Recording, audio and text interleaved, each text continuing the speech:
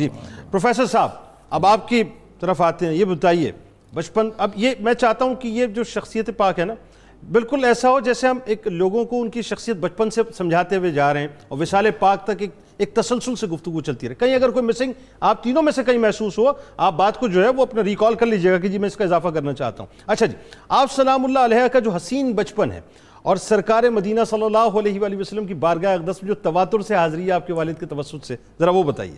بسم اللہ الرحمن الرحیم. جنید بھائی ابھی جب علامہ صاحب فرما رہے تھے مصر کے اندر جو سادات کرام کے مزارات ہیں تو ایک نام آپ نے سنا سیدہ سکینہ. یہ وہی نام ہے جس کو ہمارے ہاں سکینہ کہا جاتا ہے. سکینہ بنت حسین، یہ وہی اسی کو اصل نام سکینہ ہے. اسی طرح جن کا نام ہم آج سیدہ نفیسہ لے رہے ہیں اصل نام سیدہ نفیسہ ہے. یہ سیدہ نفیسہ جو ہے یہ اصل نام ہے. اب اسی کا ہمارے ہاں سکینہ سے سکینہ اور نفیسہ سے نفیسہ. بالکل ٹھیک. اب بات یہ ہے، معاملہ یوں ہے کہ حضور سید عالم صلی اللہ علیہ وسلم کا ایک فرمان عالی شان ہے جسے قاضی عیاض رحمۃ اللہ علیہ نے الشفاء میں نقل کیا اور ابن حجر حیتمی نے الصواعق المحرقہ میں نقل کیا. فرمان یہ ہے کہ معرفت آل محمد براۃ من النار. سبحان اللہ. حب آل محمد جواز علی الصراط. آئے ہائے سبحان اللہ. والولایت لآل محمد امان من العذاب. اللہ اللہ اللہ اللہ. سرکار دو عالم صلی اللہ علیہ وسلم نے ارشاد فرمایا کہ آل محمد کے مقام و مرتبہ کو پہچاننا دوزخ سے آزاد کر دیتا. کیا بات، یعنی پہلا درجہ یہی. پہلا درجہ ابھی پہچان لو تو آزادی مل گئی.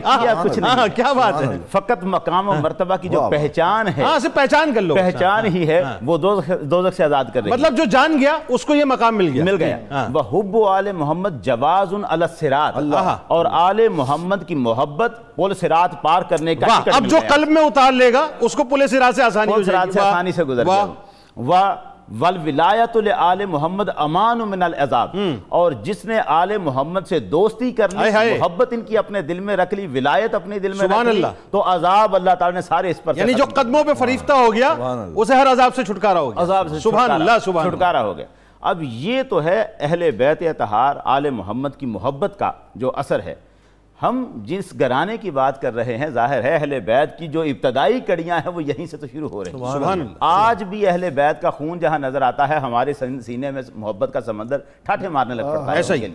تو ان کی اولاد تو قیامت تک سادات کرام اس میں کوئی دوسری رائے نہیں. لیکن وہاں تو یہاں سے شروع ہو رہا ہے کام. یہ ابتدائی کڑیاں ہیں. حسین بچپن. حسین بچپن. میں عرض کر رہا ہوں کہ جس وقت پیدا ہوتی ہیں، آپ کی پیدائش ہوتی ہے سیدہ نفیسہ کی، آپ کے گھر میں خوشی تو یقیناً ہوئی. آپ کی والدہ بے حد خوش ہوئیں، آپ کے والد حسن انور بہت خوش ہوئے. اور یہاں پیغام پہلے نمبر پر یہ بات، کون سے والدین ہیں جو اولاد کے پیدا ہونے پہ خوش نہیں ہوتے، لیکن خاص طور پر تاریخ میں یہ لکھا گیا کہ ان کے والدین بڑے خوش ہوئے.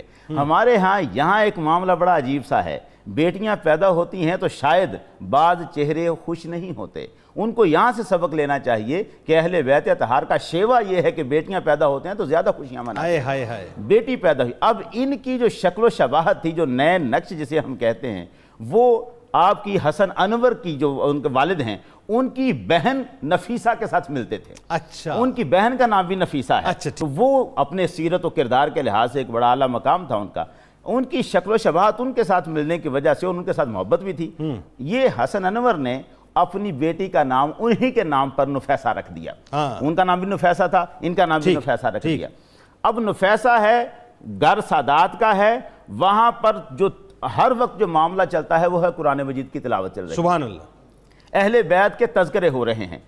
والد اور والدہ کا انداز یہ ہے کہ اپنی بیٹی کو بٹھا کر حضرت فاطمہ زہرا رضی اللہ تعالیٰ عنہ سلام اللہ علیہ ان کے احوال سناتے رہتے ہیں. امام حسن اور حسین کے تذکار سناتے رہتے ہیں. اب جن کے گھر میں یا قرآن کی تلاوت ہوتی ہو یا حسن و حسین کے تذکار چلتے ہوں، سیرت فاطمہ زہرا کا ذکر چلتا ہو، وہاں پر جو بچے بڑھیں گے، پھولیں گے، پلیں گے، ان کے تو ہر رگ میں اس گھرانے کی محبت ہوگی اور عبادت کا کی رگ رگ میں اترا ہوگا. سیدہ نفیسہ نے وہاں سے یہ پہلا فیض لیا ہے کہ قرآن کی محبت. اور یہ سرکار دو عالم صلی اللہ علیہ وسلم کا فرمان بھی ہے، ادبوا اولادکم علی ثلاث خصال. اپنی اولاد کو 3 خصلتیں سکھاؤ، حب نبیکم و حب اہل بیت نبیکم و قراءت القرآن. سبحان اللہ. اب یہ بتائیے کہ آپ کا بچپن جب آپ سرکار علیہ السلام کی بارگاہ میں تھوڑا سا موقع دیجئے، میں اس طرف آ رہا ہوں. سیدہ نفیسہ کے 9 بھائی اور 1 بہن ہیں۔ یہ جو 9 بھائی ہیں ذرا ان کے نام سن لیجئے، اس لیے کہ یہ بڑا خاص تعلق ہے یہاں اس گھر کے اندر۔ ان کے بھائیوں کے نام ہیں ابو القاسم، محمد، علی، زید، عبید اللہ، ابراہیم، اسحاق، اسماعیل، یحییٰ۔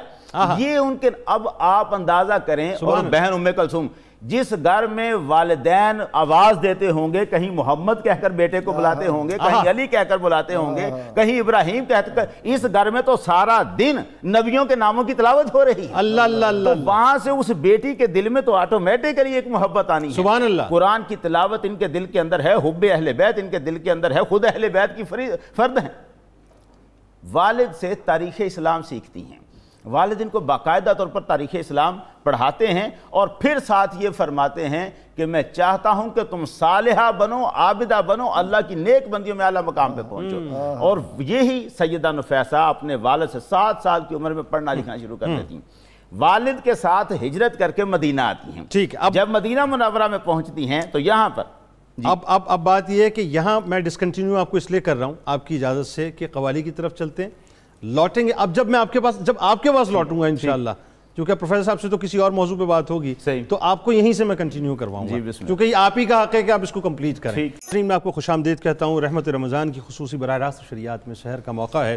کیا خوبصورت کلام ہمارے شیر میاداد بھائی نے پڑھا، کمال کر دیا ماشاءاللہ وقفے سے قبل، اور کیا خوبصورت تذکرہ پاک ہے حضرت نفیسہ سلام اللہ علیہا کا۔ اب میرا اصل میں چونکہ وقت کی ظاہر ناظرین آپ کو پتہ ہے قید ہوتی ہے، میرا دل نہیں چاہ رہا کہ میں اس واقعے کو وہاں چھوڑ کے آگے بڑھوں، لہٰذا مختصر وقت میں پروفیسر صاحب آپ ذرا وہ کمپلیٹ کر لیجئے کہ سرکار علیہ السلام کی بارگاہ میں آپ کے والد گرامی کا آپ کو پیش کرنا۔ میں نے عرض کیا ہے کہ جب آپ تشریف لائی ہیں مدینہ منورہ اپنے والد کے ساتھ، تو والد گورنر کی حیثیت سے آئے ہیں مدینہ منورہ میں۔ ٹھیک، اب آپ ایک گورنر کی بیٹی ہیں، شہزادی ہیں، لیکن آپ کی صفت اندر جو سیرت ہے آپ کی وہ زاہدانہ طبیعت رکھتی ہے۔ ٹھیک ہے، آپ کی طبیعت کے اندر زہد ہے، امام مالک کی علمی مجلسوں کے اندر بیٹھتی ہیں، امام مالک کی کتاب موطا کا درس لیتی ہیں، باقاعدہ طور پر علم حاصل کرتی ہیں۔ وہاں پہ ہم آتے ہیں، بچپن میں جو آپ مجلس سے جو مسجد نبوی میں ہو رہی تھی اس کے بارے میں بتائیے اسپیسیفک۔ میں عرض کرنے لگا، مسجد نبوی کی علمی مجلسوں سے آپ حدیث اور فقہ کی تعلیم حاصل کرتے ہیں۔ سبحان اللہ۔ وہ جو آپ کی پھوپھی تھیں نفیسہ، جن کے نام پر آپ کا نام رکھا گیا تھا، ان کی شادی بھی ولید بن عبد الملک سے ہوئی، حالانکہ وہ بھی شاہی خاندان سے تعلق رکھتی تھی، مگر وہ بھی زاہدانہ طبیعت والی، اور یہاں پر یہ بھی زاہدانہ طبیعت اسی طرح کے گورنر کی بیٹی ہونے کے باوجود انتہائی۔ اور آپ کی اس عادت کو دیکھ کر، آپ کا علمی ذوق و شوق دیکھ کر، علمی مجلسوں میں جانا، در حدیث اور فقہ سیکھنا، امام مالک کی صحبت میں رہنا، یہ ساری باتیں وہ تھی جو آپ کے والد کو انتہائی پسند تھی۔ والد صاحب اپنی اس بیٹی کو انگلی سے لگا کر حضور کے روزہ انور پہ حاضر ہوتے ہیں، اکثر آپ کا معمول یہ ہے کہ وہاں جا کر کہتے ایک جملہ ہے، ایک جملہ وہ عرض کرتے ہیں کہ یا رسول اللہ میں اپنی بیٹی نفیسہ سے راضی ہوں۔ اللہ، اور یہ اتنی کثرت سے ہوا، بہت اکثر یہ معاملہ رہا، اور ایک مرتبہ سرکار دو عالم صلی اللہ علیہ وسلم خود خواب میں تشریف لائے، آپ کے والد کی خواب میں، حضرت حسن انور کی خواب میں، اور خواب میں آ کے فرمایا حسن میں تیری بیٹی نفیسہ سے خوش ہوں تیرے اس سے راضی ہونے کے سبب، اور اللہ تعالیٰ بھی اس سے خوش ہے میرے اس سے خوش ہونے کے سبحان اللہ، سبحان اللہ۔ بات آگے بڑھاتے ہیں حضرت ابراہیم علیہ السلام سے جو آپ کے قلبی تعلق اور مزار شریف پر جو آپ کی حاضری، ذرا وہ پورا نقشہ کھینچیے، وہ کیا تھا؟ جی بسم اللہ الرحمن الرحیم۔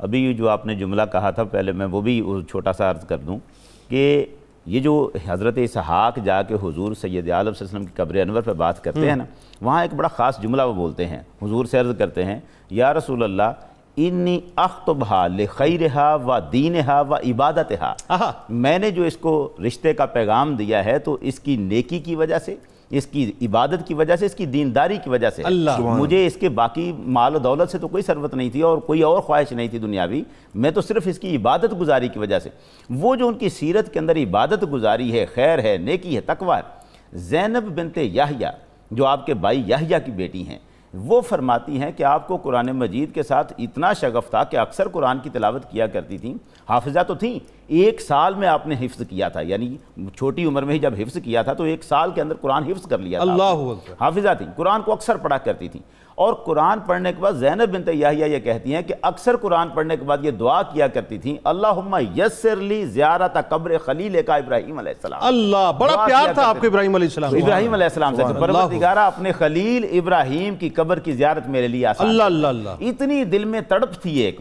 محبت تھی کہ مجھے ابراہیم علیہ السلام کی قبر انور کی زیارت نصیب ہو۔ پھر جب حج کرنے گئی ہیں اور حج کے بعد اپنے خامند کے ساتھ حضرت سیدنا ابراہیم علیہ السلام کے مرکز انور پر زیارت کا ان کو موقع ملتا ہے، پھوٹ پھوٹ کر رو پڑی۔ شام یہاں سے حج تو کر کے پھر چلے گئی نا وہاں، تو اب وہاں پر پھوٹ پھوٹ کر روئی ہیں، پہلے کھڑی تھیں، روتی رہیں اور پھر بیٹھ گئیں خشوع و خضوع کے عالم میں، اور پھر وہاں پر قرآن مجید کی ان آیات کا انتخاب کیا جن میں خالصتاً حضرت ابراہیم علیہ السلام، حضرت ابراہیم، سورہ ابراہیم کی تلاوت آپ الگ الگ مقامات پر جو حضرت ابراہیم علیہ السلام کے بارے میں آیات ہیں، ان ساری آیات کا آپ تلاوت کرتی رہی۔ آپ خود فرماتی ہیں کہ دفعتاً میں نے محسوس کیا کہ گویا خلیل اللہ صلی اللہ علیہ السلام میرے سامنے تشریف۔ اللہ اکبر، ابراہیم علیہ السلام، آپ نے محسوس کیا، فرماتی ہیں میں نے محسوس کیا کہ ابراہیم خلیل اللہ علیہ السلام میرے سامنے تشریف فرما ہے، اور آپ نے مجھے ایک پرجلال آواز میں آپ نے ارشاد فرمایا، میری بیٹی نفیسہ، تمہیں خوشخبری ہو کہ تم صالحات قانتات میں سے ہو، اللہ کی فرما بردار بندیوں میں سے ہو۔ اب یہاں پر جہاں خوشخبری دیتے ہیں تو ساتھ ہی کچھ نصیحتیں کرتے ہیں۔ جی آپ فرماتے ہیں کہ میں تمہیں نصیحت کرتا ہوں کہ تم سورہ مزمل کی تلاوت کیا کرو۔ اچھا، سیدہ نفیسہ دوسروں کو تو سورہ واقعہ پڑھنے کو کہہ رہی ہیں، لیکن حضرت ابراہیم علیہ السلام کی طرف سے ان کے لیے اور تھے نا مطالبات جن کو سورۃ واقعہ دی جا رہی۔ خود آپ کی طبیعت کے اندر جو مطالبہ ہے، حضرت ابراہیم علیہ السلام یہ وصیت کرتے ہیں کہ تم سورہ مزمل کی تلاوت کیا کرو، اس سے تمہیں عبادت کے طریقے کا پتہ چلے گا کہ عبادت کرنے کا انداز، کیونکہ یہ سورہ مزمل میں اللہ تعالیٰ نے حضور سید عالم صلی اللہ علیہ وسلم کی تربیت فرمائی عبادت کی طرف، یا ایھا المزمل قم اللیل الا قلیلا نصفہ او انقص منہ قلیلا۔ تو وہ جو عبادت کے انداز قرآن نے سورہ مزمل میں حضور کو سکھائے ہیں، حضرت ابراہیم علیہ السلام ادھر اشارہ کر کے فرماتے ہیں سورہ مزمل کی تلاوت کیا کرو، اس سے تمہیں عبادت کے انداز آئیں گے۔ اب اس کے بعد جو خاص بات حضرت ابراہیم علیہ السلام ارشاد فرما رہے ہیں، میں یہ عرض کروں کہ یہاں پر ایک عام ہماری خواتین کے لیے ایک بڑا نکتہ ہے۔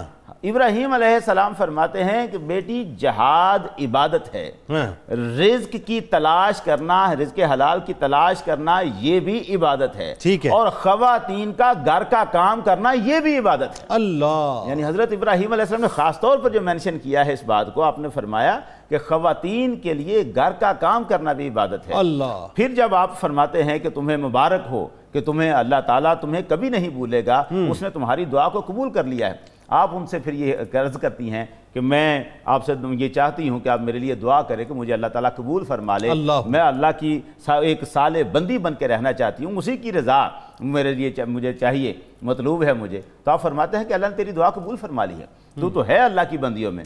پھر وہاں سے آپ تشریف لے جاتی ہیں آگے شام کی طرف سے۔